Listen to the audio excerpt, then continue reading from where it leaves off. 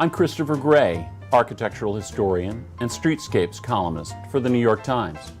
Every block I walk down, I'm looking for an odd detail, a strange building, New York's little mysteries. It's my job to solve them. The city and its architecture is my beat.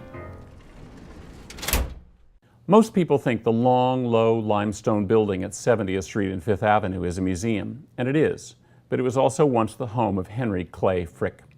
By most accounts, Frick was the meanest, richest, strike-breakingest steel man you'd ever want to meet, but somehow he built one of the most elegant houses in New York. Let's go take a look. Designed by Thomas Hastings, the house was finished in 1914 in the manner of a French palace. Frick had collected most of his art by the time he moved in, and had always intended it to go to the public as a museum. But there are still traces of his occupancy throughout the house, if you know where to look. There are call buttons throughout the building for the household staff. These houses were like factory towns.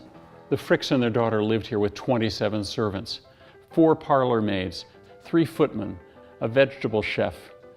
At a 9-to-1 ratio, if there had ever been a revolution, they sure would have been outnumbered. There's a surprising irony in Frick's character. He was widely known as a ruthless businessman, but he also developed a refined taste in high art and the old masters. Frick was also devoted to music. He even had a live-in organist.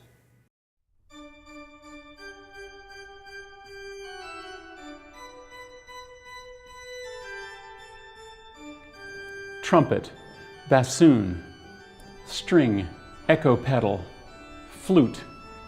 This is the giant home entertainment system of the early 20th century. The Millionaire's wall-to-wall plasma TV.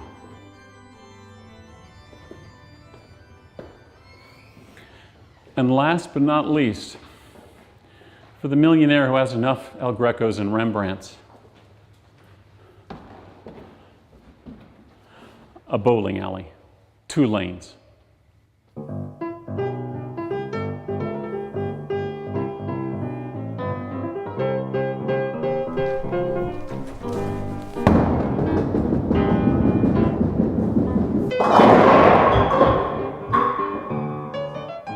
The pity of it all is that after 8 years in the planning and $5 million, Frick moved in the fall of 1914 and died only 5 years later. The Turners, the Rembrandts, the Vermeers, Henry Frick had such a short time to enjoy them, but we still can.